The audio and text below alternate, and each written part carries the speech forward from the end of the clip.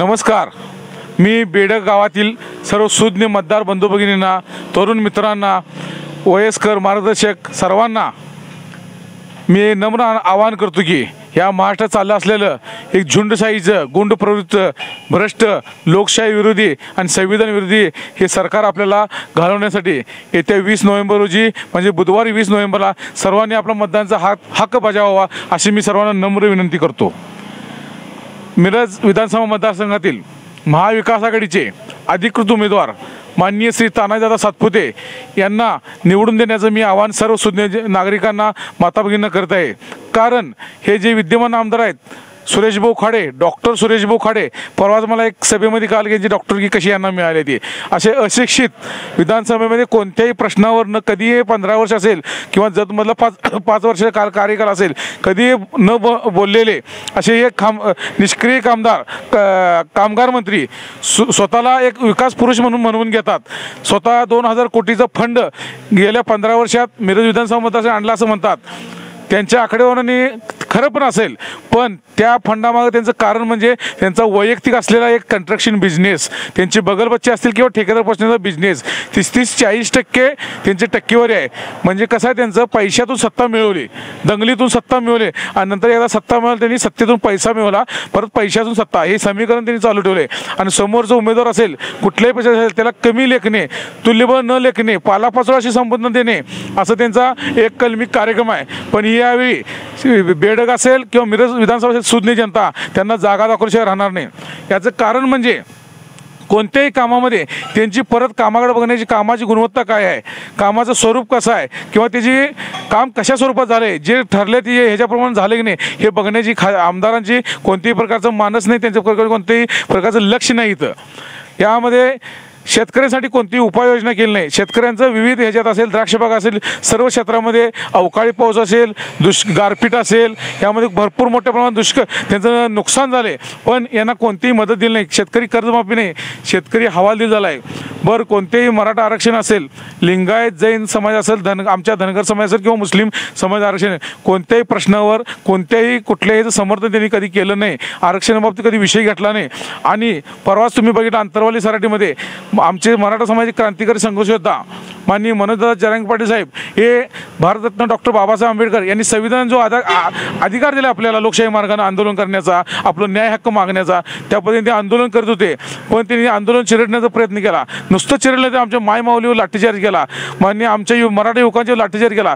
ते रक्त सांडले, हे रक्त बघून आमची मराठा समाजाची जनता कधीही विसरणार नाही. आणि ज्या प्रमाणात आपल्या महिलांच्या अत्याचार होत आहेत, गृहमंत्री पूर्णपणे त्यावर दुर्लक्ष करत आहेत. बदलापूरची दुर्घटना असेल, कोल्हापूरमध्ये दुर्घटना असेल किंवा भारतात त्याचा विचार करायला तर मणिपूरमध्ये झालेली एका दलित महिलेला विवस्त्र करून तिची गावावर धिंड काढण्याची विषय असेल, तो माननीय पंतप्रधान एकदा देखील तिकडे मणिपूरला भेट दिली नाहीत. उलट आमच्या पक्षाचे राष्ट्रीय अध्यक्ष ज्यांनी 3600 किलोमीटर भारत जोडो पायी पदयात्रा काढली, सर्वसामान्य जनतेचं प्रश्न, त्यांचं मूलभूत गरजा जाणून घेतल्या, त्यांनी मणिपूरला 5 ते 6 वेळा भेट दिली, त्यांचं समस्या जाणून घेतली. पण या पंतप्रधानांना वाटलं नाही की आपण असं करावं. आणि हे पंतप्रधान असतील, केंद्रीय गृहमंत्री अमित शहा असतील, यांनी फक्त गुजरात धार्जिने महाराष्ट्र सरकार केले. ज्यावेळी महाराष्ट्राला मुंबईपासून तोडण्याचं काम ही गुजराती लोक करत होते 1960च्या दशकामध्ये, त्यावेळेला 105 हुतात्म्यांनी मुंबई महाराष्ट्रामध्ये राहण्यासाठी आंदोलन केले, आपल्या प्राण्यांची आहुती दिली आहे. त्यांची जर लाज हे देवेंद्र फडणवीस यांना वाटायला होती. ज्यावेळेला महाराष्ट्रामध्ये मुंबई राहावी यासाठी त्यांनी जे मोठं प्रमाणात आंदोलन केलं, आता तेव्हापासून गुजराती लोकांना खुन्नस आहे महाराष्ट्रा बाबतीत. आणि त्याचंच हे म्हणून आता केंद्रात जी BJP सरकार, मोदी सरकार आल्यापासून त्यांनी महाराष्ट्रात एक उद्योगधंदे असतील, RBI बँकेचं ऑफिस असेल, निरनिराळ्या योजना असतील, सगळं पूर्णपणे गुजरातमध्ये नेण्याचं काम करतायत. का सुरेशभाऊ कामगार मंत्र्यांनी वाटलं नाही की एखादा मोठा प्रकल्प जे गुजरातला पळवून याला BJPच्या मोदी शहानी किंवा या फडणवीसांनी त्यांना का असं वाटलं नाही की आपल्या सांगली जिल्ह्यात एखादा प्रकल्प आणावा, एखादी MIDC आणावा, मिरज विधानसभा क्षेत्रात एखादा उद्योग आणावा, जेणेकरून इथल्या युवकांच्या कामाला हात मिळेल. आज तुम्ही आमच्या लाडक्या बहिणींना लाडकी बहीण योजना म्हणता, आम्हाला लाडकी बहीण योजनेला 1500 रुपये नको आहेत. आम्हाला आमची बहीण सुरक्षित पाहिजे. बहिणी म्हणजे मुलींच्यावर, लहान मुलींच्यावर जे अत्याचार ते थांबले पाहिजेत. आणि ह्यामध्ये कोणत्याही प्रकारचा गेल्या 5 वर्षामध्ये या विद्यमान आमदार सुरेश भाऊ खाडेंनी एकदा देखील विधानसभेत बोललेलं आम्ही बघितले. तुमची मीडियाद्वारेच तुम्ही प्रश्न केला की विधानसभेमध्ये आवाजाने सुरेश खाडे नापास झालेत, मग या नापास आमदाराला परत तुम्ही निवडून देणार का, असं मी बेडगेल सुज्ञ जनतेला प्रश्न विचारतोय.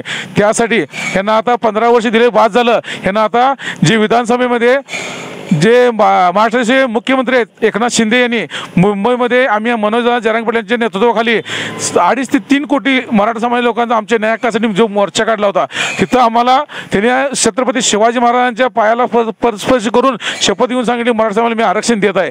आम्ही एक विजय उत्सव साजरा केला. एकनाथ शिंदे साहेबांचं म्हणून आभार मानलं आणि त्यांनी आम्हाला घुमजाव करून आमचं आरक्षण ते टाळलं. ह्यामध्ये पूर्णपणे हात देवेंद्र फडणवीस आहे. जर तुम्ही परत एकदा सुरेश भाऊ खाडेंना मतदान देऊन निवडून दिलं तर या देवेंद्र फडणवीस मोठं केल्यावर होणार आहे. त्यामुळे जे मराठा समाज विरोध आहे, जे लिंगायत धनगर सर्व समाजाचा विरोध म्हणून काम करतात, ह्या देवेंद्र फडणवीस पाडण्यासाठी ह्यांचं सरकार पाडण्यासाठी या सुरेश भाऊंना देखील पाडणं गरजेचं आहे. मराठा आरक्षणाचा जे विषयावर ज्यावेळेला एकनाथ शिंदे विधानसभेत आपली बाजू मांडत होते त्यावेळेला सुरेश भाऊ खाडे झोपी गेले होते. ह्या झोपी गेल्या आमदारला घरी झोपवण्याची आता काळाची गरज आहे. म्हणूनच मी सर्व सुज्ञ मतदार बंधू भगिनींना आपल्या बेडगमध्ये रस्ते असतील, तुम्ही बेडगचा मुंगसूर रस्ता जाऊन बघा काय अवस्था आहे. 10 कोटी रुपये 8 किलोमीटरसाठी फंड शासनाच्या माध्यमातून आला आहे.